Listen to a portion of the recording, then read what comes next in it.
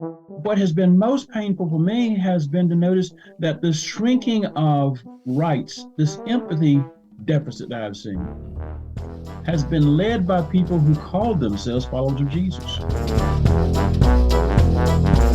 I'm Mitch. And I'm Missy. We're co-workers. He's the boss, and we're married. And she's the boss. Together, we host Good Faith Weekly, a podcast on faith and culture. What could possibly go wrong? Tune in and find out.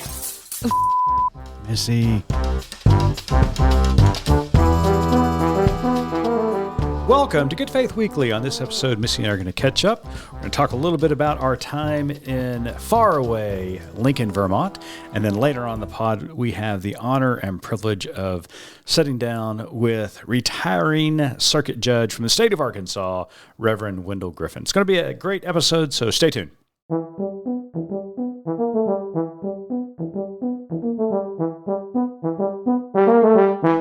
Hello there, Missy. How is your week going? It's going well. How's yours? Not bad. Good. So, I mean, I haven't heard from you all the way across the house this week. When you say not bad, we did have that little blip on Sunday as we tried to drive. Oh my gosh. To Hanover. We did. Now, we've been up here a couple of weeks. There was almost a divorce or a murder at one point. Yeah, but... I had the lawyer on speed dial at that time.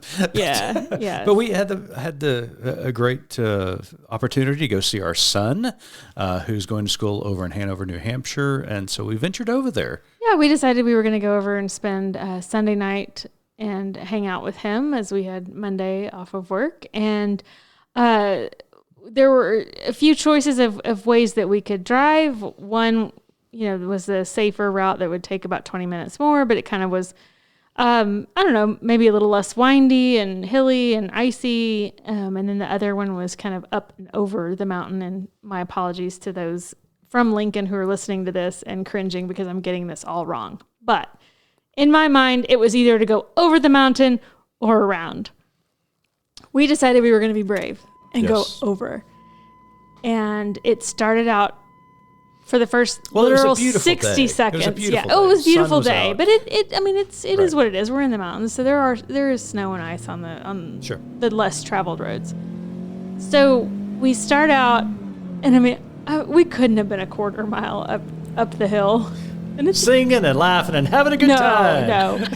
And I was nervous, and the map on the GPS was telling you to go one way. I thought we were supposed to go the other way, and when we came to this first fork in the road. And so I kind of blurted, no, you're supposed to go right. Well, of course, as you do, you knee jerk and you stop, which was the wrong thing to do. Because then when we figured out which way we were supposed to be going, we were stuck and on this hill and couldn't go forward. And when you say stuck, what do you really mean? You couldn't go? I don't know. Yeah, we could not go up the hill. No, we couldn't go up the hill. No, we were stuck. Tires were spinning. So the only thing we could do was put the car in reverse. Mm-hmm.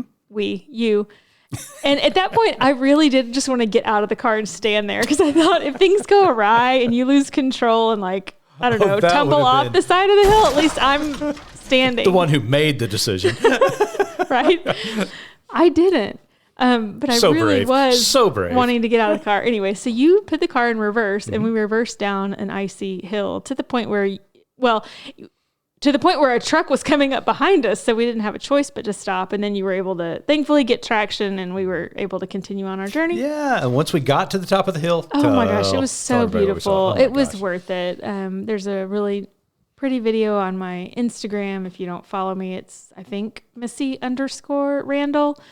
And you can check that out, or pictures on Mitch's social media are really pretty. So it was a beautiful drive over. Had a great time. It was gorgeous. It was absolutely gorgeous. So we're still having a great time. Yeah. Learning about all the things you can put maple syrup in. Yeah, absolutely. You think you got a little maple syrup this weekend? Okay, so let's list the things so far that we know. Coffee. Automatically coffee. Kind of like sweet tea in the South. Yes. Like there's no such thing as sweet and unsweet tea. It's just tea, but it's all sweet. Right. Okay. What else was there? Oh, my margaritas, you guys. Margaritas, yeah. They put maple syrup in margaritas. Yeah, who'd have thunk it? And then I am pretty convinced, even though the waiter said that was not true, there was maple syrup in my ranch. Yeah. I'm convinced. Well, first of all, ordering ranch dressing in Vermont is kind of it was on the menu. It's fine. So yeah. But yeah, it is everywhere. Apparently, goes everywhere. Yeah.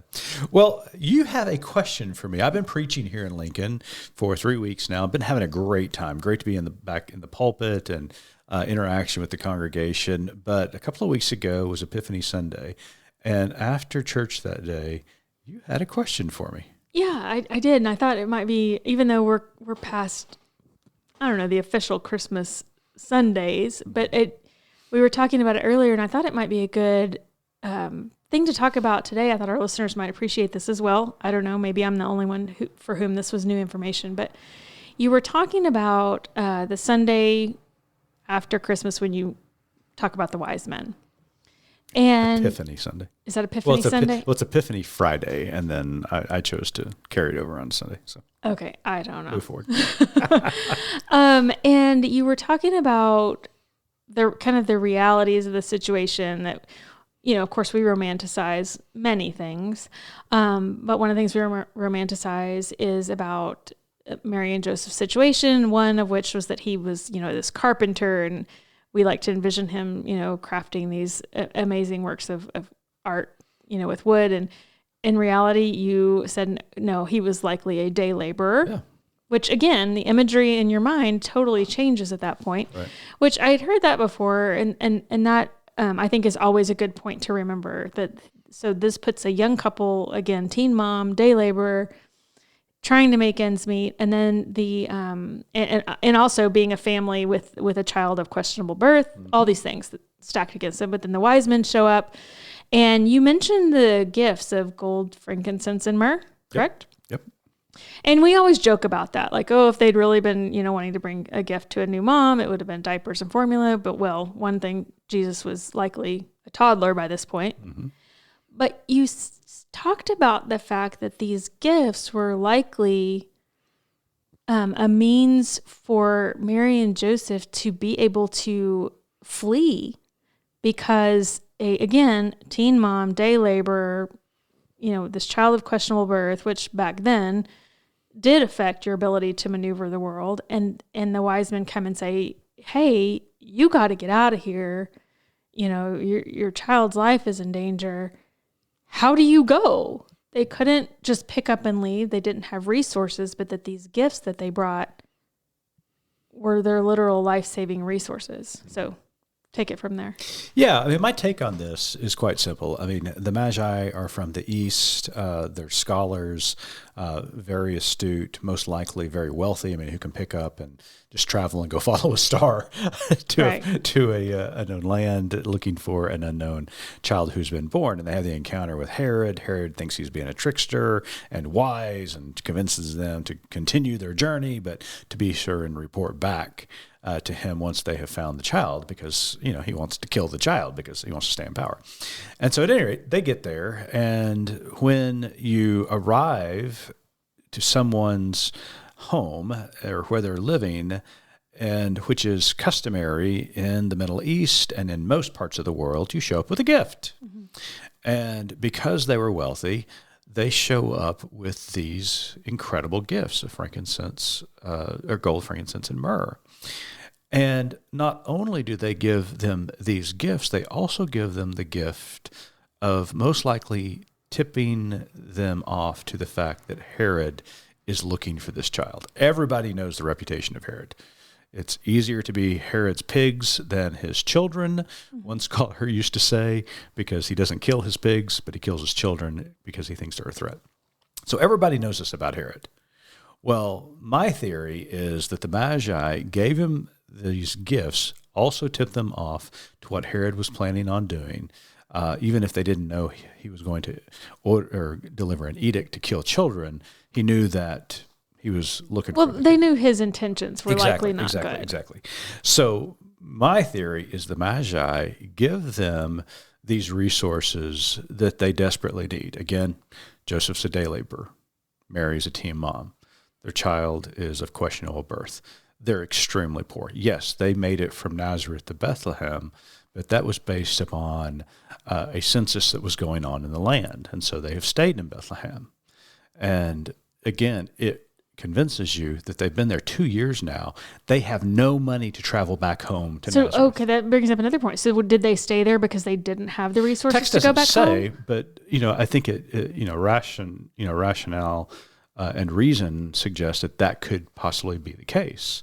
Also they had a toddler. It'd been tough to travel back home with a little one, but also they probably didn't have the money to do so. Mm-hmm. And so when they get these gifts from the Magi, it is a windfall. But they cannot go back to the north, because to go back to the north, what do you have to do? I don't know. You got to go back through Jerusalem. Go over the hill? Well, pretty much, yeah. But you have to go near Jerusalem, and Herod's close to Jerusalem. Mm-hmm. And so the only thing they can do, especially once they hear of Herod's edict to kill all of the children 2 years and younger. Well, all the boys, right? All the boys in Bethlehem. They now have the resources to flee. And they flee to Egypt, which was not a cheap ticket. They had to have the resources to travel to a foreign country, which is the largest empire in that region at the time. So it's a pricey trip. And so now they have the resources. And to me, that is the great miracle of the Magi story, is that God, in God's infinite wisdom, is constantly looking out for, in this case, God's child and this couple, protecting them, guiding them, providing resources for them to make their way to safety until salvation. So obviously gold is valuable, Yeah. but I don't know, frankincense and myrrh, I guess, are those valuable? Yeah, I mean, they're spices and they're fragrances that are very worth money back then. I mean, so in theory, like maybe they were able to sell those. Oh yeah, they could liquidate them easily on the market. It's just so interesting to put things in, I don't know, in our modern day mind that make sense like that, even though we don't know. But we hear the same stories. In fact, I wrote an article this week about one of the local artists here in Lincoln, and the artist told story after story. I mean, he was a struggling artist trying to put food on the table for his family, but he was also a person of faith. And he said he can't tell you how many times he would tell his wife would need to go buy groceries for the family, and they would go down to the local grocery store, and she would come back. And he said we didn't have the money in the bank account, but she would go to the grocery store, write a check for, in this particular story, $92. Mm-hmm. And she would come back, and he would say, "Okay, how much were groceries this week?" And she said, "I just can't tell you. I can't tell you." He said, "No, are you telling me?" He said, "No, it's too much. I just can't tell you." And he said, "I can tell you. It's $92. And she said, "How'd you know that?" He said, "We just got a check in the mail for one of my pieces for $92. He said, "It was crazy." He said, "That happened all the time." And to me, it's just God's, way of reminding us that God's going to take care of us. And it may not always look the same. It may be late as far as our timetable is concerned. But God loves us and cares for us and is always looking to take care of his people. So that brought up a story in my mind. I know we're going a little bit long, but do you remember our story of when we first got married and counting pennies? And this is not by any means to eat or to pay rent or anything like Right. this. So I'm not equating that in any way. But it was a neat little story that we were first married, just students, and we had this little house we were renting, and we did not have a table and chairs at all. And so we needed a table and chairs, and we found at Walmart had this little picnic table kind of fake wood thing that we could buy. And I think it was $33. Yeah, that's something. Yeah. That was how cheap it was. We did not have that money. So we dumped out our big change bucket on the floor, and we started counting our quarters and nickels and rolling them up. And lo and behold, the amount in that change jar was the exact amount with tax that we needed for that table. And I mean, again, not equating this with fleeing Herod at all, but those moments just do kind of remind you that We were reminded not only of divine providence, but also the generosity in the Magi story, how their generosity, assisted, Mary, Joseph, and Jesus, but then also just the human ability to survive and to turn what little you have into an asset to make certain that you can eat, or you can have a table to sit at and have a nice dinner from time to time. I think anytime we can take, like you and I have beating this drum, you can take these biblical narratives and humanize them. It just, to me, makes it more real, more relatable. When you take kind of the mysticism or the quote unquote magic out of it and say, no, this was a young, struggling family. No wonder they had been there for so long. They probably couldn't afford to leave. And then all of a sudden, now they have some means to leave. And again, we don't know for sure. The text doesn't say that. But if you put two and two together, that might be what happened. Yeah. Well, at least that's what I think. So, but I appreciate you asking the question, and hopefully my answer helps somebody out there this week. So, well, you and I had the honor and privilege of sitting down with retiring circuit judge from the state of Arkansas, Reverend Wendell Griffen, this week. And so it's a great conversation that we have with the judge. And so I think everybody's going to enjoy it. So stay tuned. Wendell Griffen's up next. Hey listeners, check us out online at goodfaithmedia.org and follow us on social at gfmedia.org. We'd love for you to subscribe, rate, and review the podcast. I'm new here and could really use the feedback, but only if it's glowing. Thanks for listening.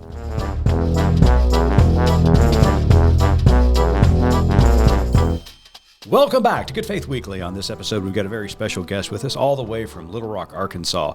Reverend Judge Wendell Griffen is the pastor at New Millennium Church in Little Rock, Arkansas. He recently retired from the bench as a state circuit judge. He is a trustee of the Samuel DeWitt Proctor Conference, the author of 1 book and 3 blogs, and a consultant on cultural competency and inclusion. He recently joined the Good Faith Media team as a contributing correspondent. Judge, Reverend, friend, welcome to Good Faith Weekly. Howdy, Mitch. Howdy, Missy. It's good to see you. Thank you. Well, Judge, first of all, congratulations on your retirement from the bench. You've been a circuit judge in Pulaski County since 2010. Over those years, you have seen and heard, I am certain, thousands of cases. And so my first question is this. What have you seen as the most significant transformation in the legal system since you arrived on the bench? Oh, that's a tough one because there have been, as you would imagine, Mitch, changes. Technology has produced a great change. I went to law school during the time when everything was books. The law library was, the big investment in a lawyer's practice aside from rent and personnel costs. Right. I graduated from law school in 1979, and computers were room-sized devices with their own separate air conditioning units. By the time I got on the bench, the computers were now desktops, and nobody was talking about dictaphones. Nobody was dictating, and because everybody was typing into their desktops. Before too long, we're talking about laptops. Right. And digital research had come online, but the digital research was electronic, and you were going into big servers. Now, as you know, everything is an app. and so there's an app for this, an app for that, and an app for wills, and an app for everything else, from applications to Z. Sure. And so that's the big change. But also the notion of what it means to be a lawyer in a growing, a much smaller, at the same time, much more distant kind of world. When I started practicing law, you knew in a state like Arkansas, lived in a smaller state that's comparable size, Right. a rural state, you knew most of the people who were practicing law in the state by name or by association with somebody else. And there was a certain code of professionalism one practice. The digital age makes one almost anonymous and also notorious. The notion that one can be an instant celebrity because you can go online and you can do stuff with a certain degree of, shall I say, not irresponsibility, but cavalierness, because the notions of censure are less applied, because you no longer have a group of lawyers who are your peers. You can get out and practice law and do stuff. Well, so that's a big change. And the other thing, I'll quickly bring this long answer to a close. The other thing that's changed, and it's a change, I suppose, over the last couple of decades or so, is I started law school at the end of the 70s, and I was a person who grew up during the civil rights era. And so I came into the practice with this notion of the growing expansion of the rights of women, persons of color, concerns about people who were disabled, vocational issues.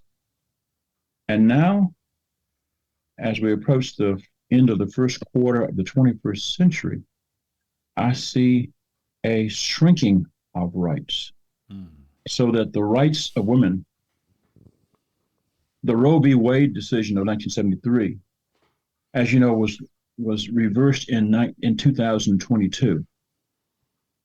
So the rights of women that I literally watched expand, I am now seeing close. And I'm seeing the professional, in terms of legal effects of that. I'm seeing the pastoral effects of that. I'm seeing the personal effects of that. And I don't think we have, as a society, developed the moral and the emotional and the ethical sense of empathy to deal with those kind of shifts and changes. Empathy has been the big change I have seen change. And it's not a pleasant thing.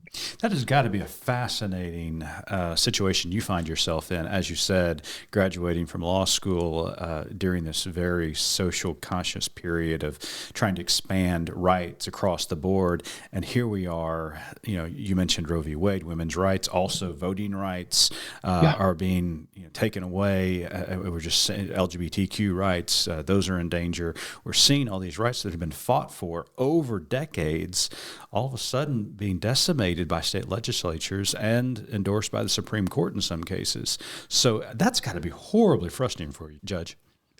It is frustrating for me as a jurist.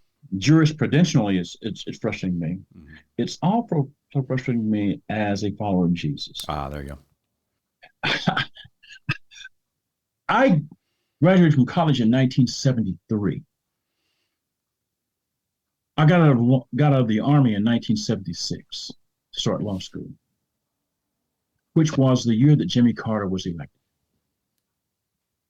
And so I have a very vivid memory of a Baptist layperson who was unapologetically a follower of Jesus, unapologetically faithful, unapologetically devout, and unapologetically empathic. And he was defeated in 1980 by people who were as doctrinaire about their, shall I say, narrow-mindedness as he was about his empathy.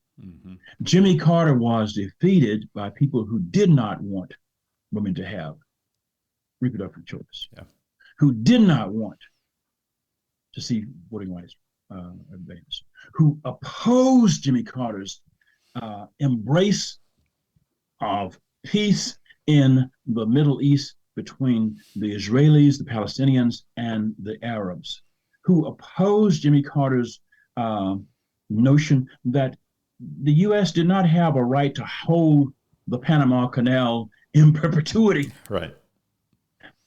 Just because we invested in it. And who opposed him because he was honest about the issue of global economy and our fossil fuel industry. People forget that Jimmy Carter, the nuclear engineer, the naval warrior, was a president of peace who got the Peace Prize for negotiating a peace settlement between ancient enemies, and who was turned out, as we read in the first chapter of John, by his own. He came to his own, and his own turned him out. Yep.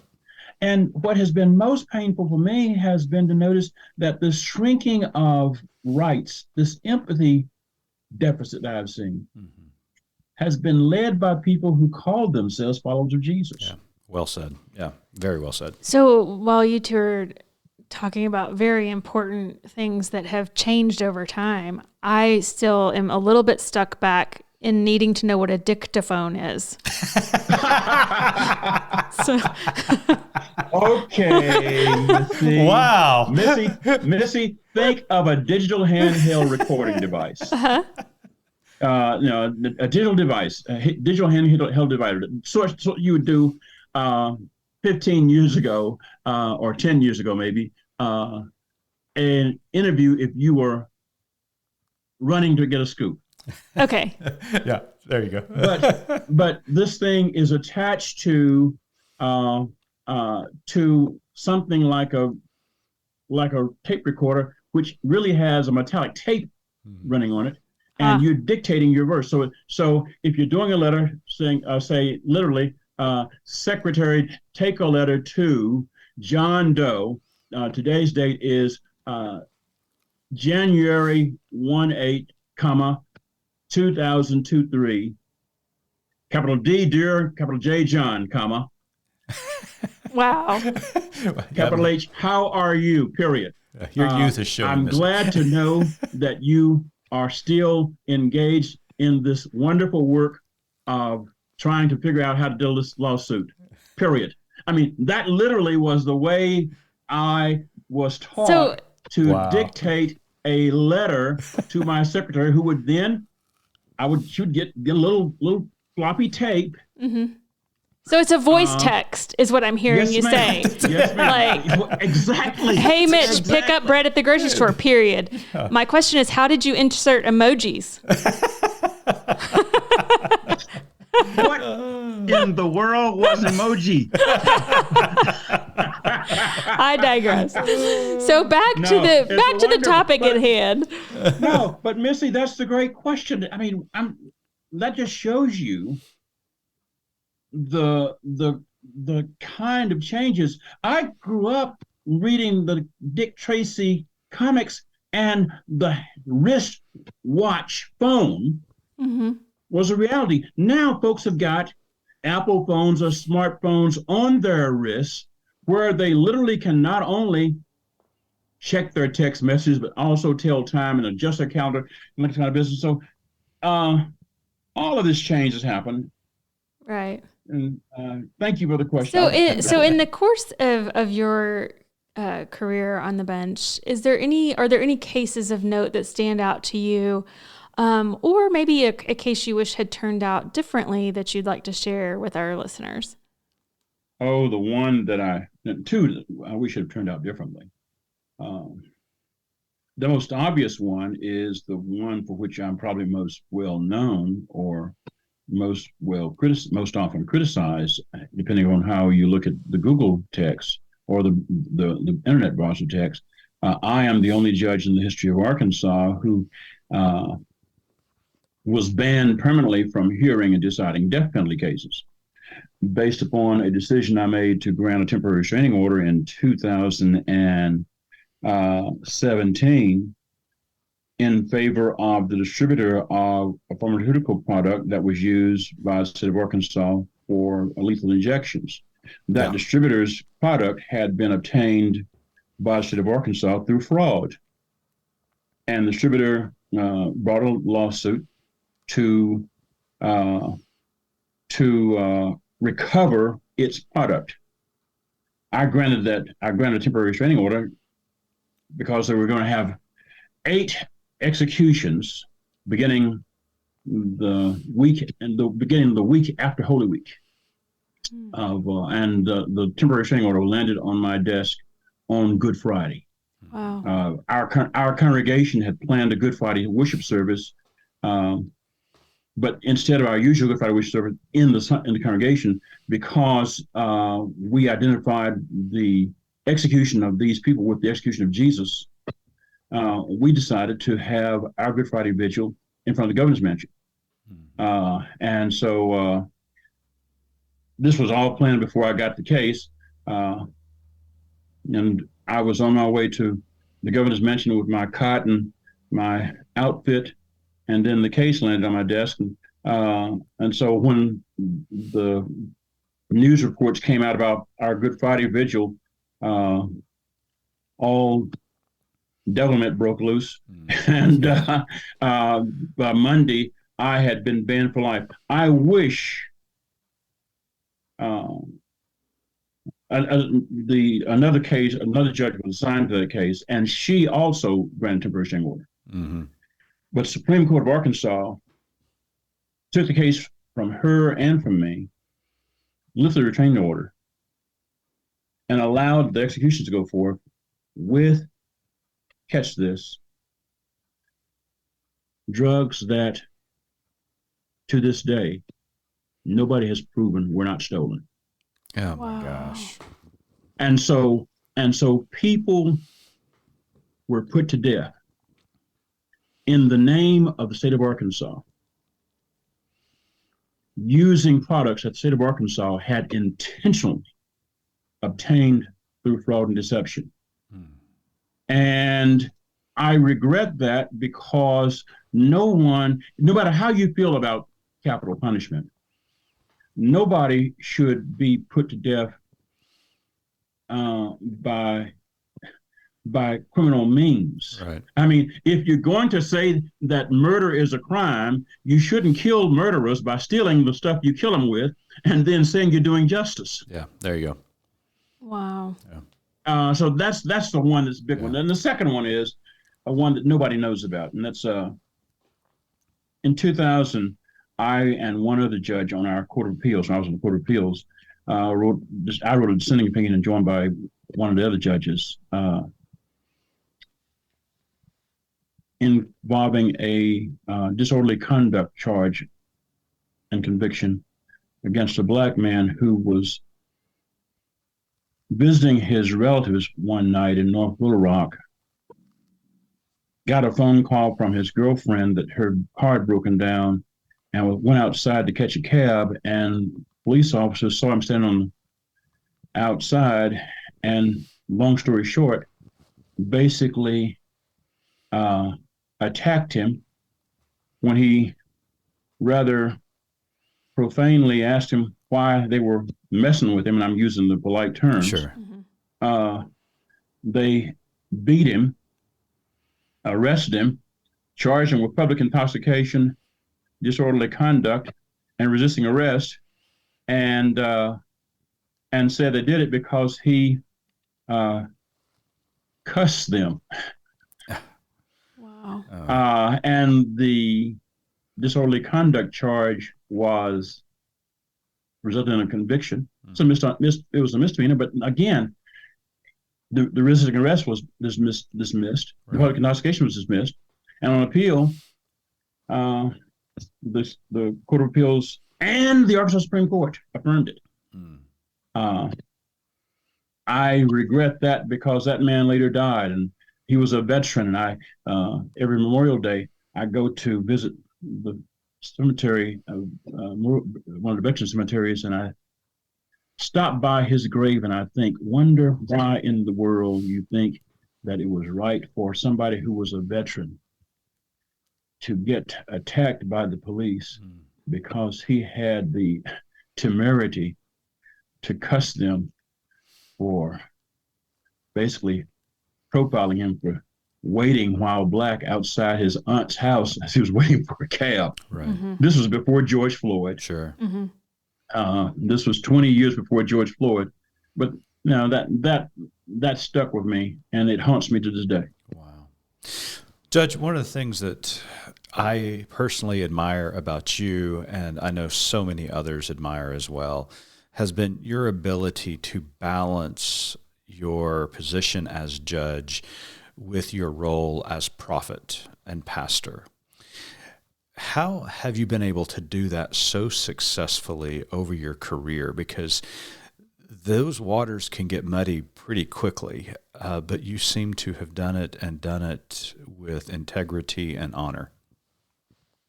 Mitch, that's very kind of you to say. I'm always sort of taken aback when people say that because I never really feel like I've lived into the prophet role. But I also have to answer your question. I had great examples. Remember, I grew up in the 60s. Right. And I grew up with my parents who were laborers, black laborers, factory workers, and my sister and my brother and I, the three of us, and our two parents, sitting down watching the Huntley Brinkley News program every weekday evening after Daddy got in from the sawmill. I mean, that was the ritual. The TV was in the place where we ate meals, and that you couldn't. Number one, you couldn't eat without saying grace, and you couldn't eat during the week without the Huntley Brinkley News program for two reasons. Number one, Mom and Daddy wanted us to find out what was going on in the world. We wanted to see if Dr. King had done something. Yeah. The example. Yeah. The example. And number two, Mama was intent that we would learn good diction. And Chet Huntley and David Brinkley practiced great diction, D-I-C-T-I-O-N, that those of us in the South are not necessarily known practicing. And Mama and Daddy were determined that their children would learn proper diction, and Chet Huntley and David Brinkley were our tutors, That's so awesome. to speak. But we had the civil rights campaign of Martin Luther King was literally the YouTube. It was the CNN. It was the access that we had, because understand, King was doing what other preachers weren't doing. King was doing what Billy Graham wasn't doing. Right. And King was doing what nobody else was doing. And my parents were not criticizing King, they were using King as an example of what it meant to be truly a follower of Jesus. Secondly, I was seeing locally other clergy, black clergy, either trying to emulate King by challenging injustice in our locality, or backing away from King's version of civil disobedience and prophetic life, because they didn't think that preachers were supposed to do anything that would get them in trouble with the law. Right. And people forget that Martin King was literally ousted from the National Baptist Convention because of his support for civil rights. Yeah, you're absolutely right. And so, I mean, that was the example I had. And the last thing I'll say is, my parents gave me and had me learn from this very, very controversial subversive book called the Bible. How dare they? Yeah, how dare they give you the Bible to read? I mean, and all of the stuff I read in the Bible were these subversive people. I mean, there were subversive women. Yep. I mean, before there was a Me Too movement, there were subversive women, subversive midwives, defying an imperial decree to commit infanticide. They didn't consult a priest or a rabbi or a pastor. There was no tablet of law, but they were doing it. And they did it. And then because of that, Jochebed had Moses, and Miriam and Jochebed hid Moses, and the daughter of Pharaoh defied her dad. And I thought, wait a minute. This is good stuff. Yeah. Now, I didn't have any idea that I was being, so to speak, I was being conditioned, but I really literally was. I was learning that is something called holy descent. Yeah. That the idea of being prophetic and the idea of being pastoral are not polar opposites. They're actually conjoined. And so you cannot be, as I understand the biblical text, an effective pastor of your house, Jochebed, and her husband, if you're not also prophetic to defy the empire. You hide your male child. You hide the pregnancy. Puah and Shiphrah defy the empire and actually deceive it. Yeah. And so, that was really part of what that founded me. And I can't take credit for it. I mean, goodness gracious, I had my Sunday school teachers, those women. Yeah. Blame those Sunday school teaching women. Well, Judge, even though we are talking about your retirement from the bench, you're far from retired, obviously. You're still pastoring at New Millennium Church in Little Rock, and you write quite a bit about critical social issues. What do you feel like are some of the most important issues that people are facing today? Thank you, Missy. I wish we talked more about fascism and the way that fascism is currently being disguised as religious nationalism. Fascism in the face, operating through white supremacy, patriarchy, misogyny, and xenophobia, transphobia, and homophobia, is actually being disguised as religious nationalism and militaristic capitalism. Yeah. And so everybody gets really, really upset when you talk about caring for the least of these, and they talk about socialism. But what they are really ignoring is the fact that in the name of free enterprise, in the name of, quote, conservative values, in the name of, quote, make America great again, we have become comfortable with the same kind of forces in this society that were the things that Dietrich Bonhoeffer fought the Third Reich about.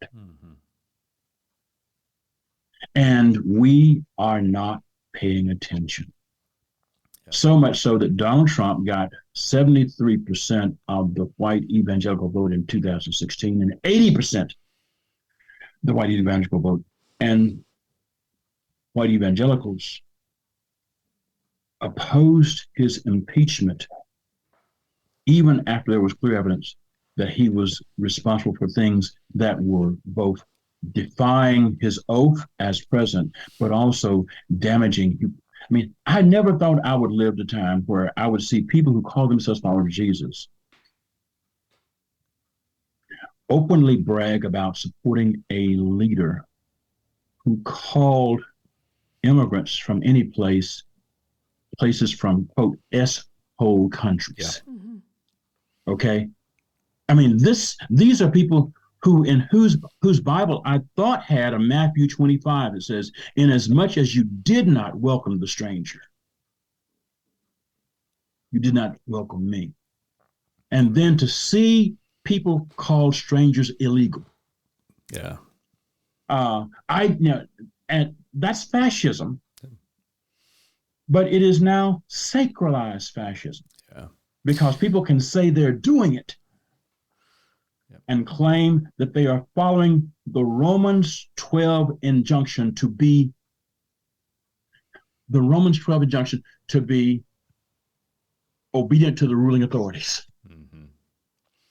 Well, Judge, I, for one, am thankful that there are prophets out there like yourself, organizations like Good Faith Media, and our partners, such as the good folks at Baptist Joint Committee and Interfaith Alliance, who are working so diligently to call out this fascism for what it is. It's heresy.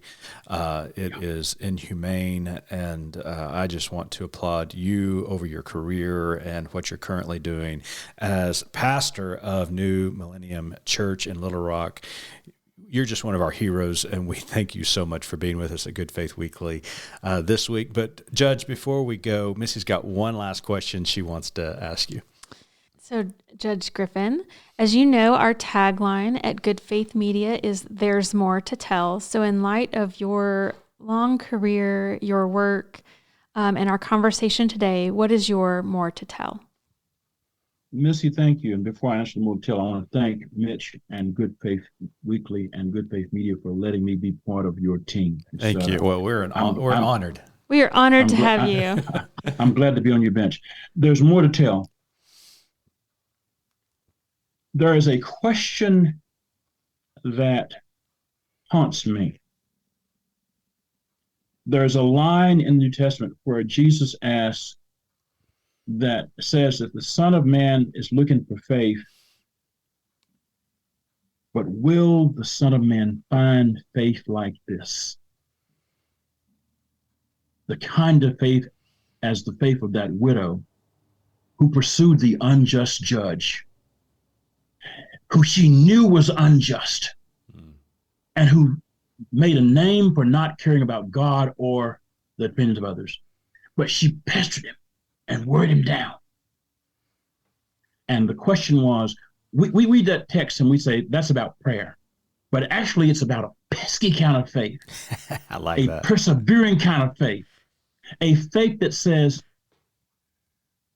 I know that I'm living in a hateful world. But I refuse to yield to the hateful world. The more to tell is, there is more faith for us to live into than we have. And we have a great cloud of witnesses to draw from. But the question is, will the Lord find us living into that kind of faith? Whenever the Lord calls us to wherever the Lord calls us to be. I happen to believe the Lord's going to come back here and set up shop. And the Lord's going to, there's used to be a bumper sticker. Jesus is coming back, and Lord, is he pissed? I like that. I kind of like it. I think Jesus is coming back. And I think Jesus is going to be perturbed, but not just perturbed at the folks we call in the world. Yeah. The more to tell is, Jesus coming back, and Jesus is going to be perturbed at many of us who say we call ourselves followers of Jesus. But as Clarence Jordan said, we're more friendly about Jesus than we're following Jesus. Oh, wow. That's damning. Judge, it's always a pleasure, my friend. Congratulations on your retirement from the bench. We look forward to hearing more from you and New Millennium Church in Little Rock. Check out their website. They've got a lot of great things going on in Little Rock. And Reverend, it's an honor, my friend. Thank you for all you do. Blessings to you. God bless you real good. Thanks, Judge. Thank you.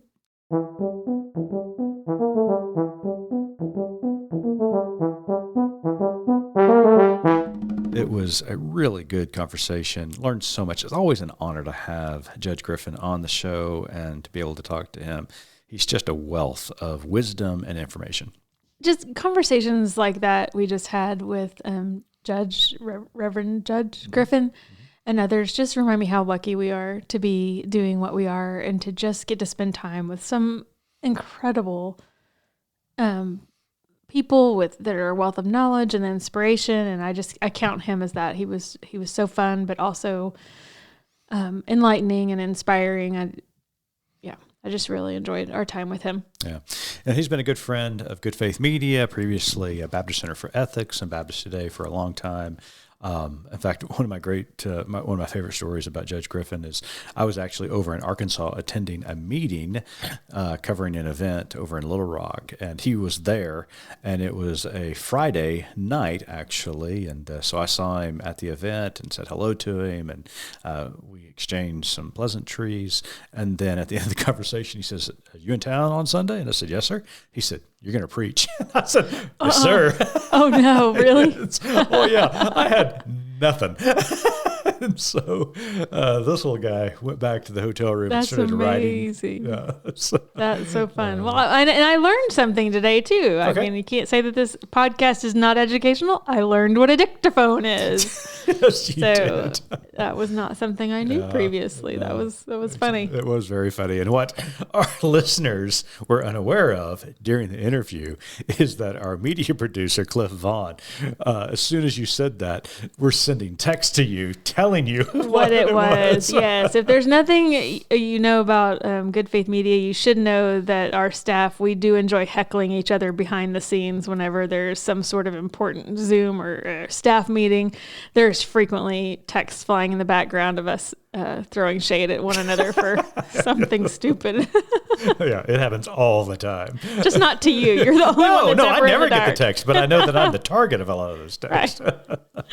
Oh my goodness. Anyways. One of the things that stood out to me in our conversation, and there were so many great things that the judge said, but one thing that just resonated to me or with me was him alluding to when we were complimented him about his career. He immediately went to the fact that he stood on the shoulders of people who came before him. And he mentions MLK, and he mentions President Carter, and there are so many others that he did not mention. But it was just a good reminder about legacy and the importance of living life well, not only for what's taking place today, but for generations to come. Absolutely. I totally agree. And just the fact, and I think it was such an interesting question you asked, and we could have talked about this for hours. I could have just sat and listened to him tell stories, but about how he was able to meld his job on the bench and being in that system, but also as a prophet behind the pulpit and kind of marrying the two. And he tells the story about that case that, kind of got him in trouble. Well, I guess trouble. I don't know what you'd call it, but good trouble as good trouble. Absolutely. But I just so admire the fact that he said this is wrong. This is absolutely wrong, and I'm not going to state otherwise. And just the integrity that he has is just incredible. I just really respect him. It's interesting he brought that up, particularly this week as we commemorate and remember the legacy and life of Dr. Martin Luther King Jr., that we often hear from individuals that we need to protest a certain way, or we need to act more appropriately, or we need to be patient when we criticize systems and what's going on in the world. And we'll remember Dr. King's beautiful and prophetic letter from the jail in Birmingham, letter from the Birmingham jail, when he says, if not now, when, right, to his moderate white brethren in Alabama. And I think about the good trouble that the judge got into on a pretty consistent basis in Arkansas. But I'm left with that image. How else was he going to call attention to the injustices that were taking place, not only in the streets of Little Rock, but also in the powerful systems that were oppressing people who were powerless? Mm-hmm. And I think he did it in an appropriate, legal, and honorable way. Yes, he's just incredible. Yeah. I really enjoyed our time with him, and so thankful that now that he's retired and has so much time on his hands that he is lending us his voice and his brilliance, and came on board with Good Faith Media as a contributing correspondent so that everyone can share and glean from him as well. Absolutely. Well, it's been a great episode, great conversation at the beginning, talking about our time here in Lincoln, as well as the season of Epiphany, and our conversation with Judge Griffen, always enlightening. And we just hope everybody has a great weekend. Absolutely. Have a good weekend, and we'll see you back next week.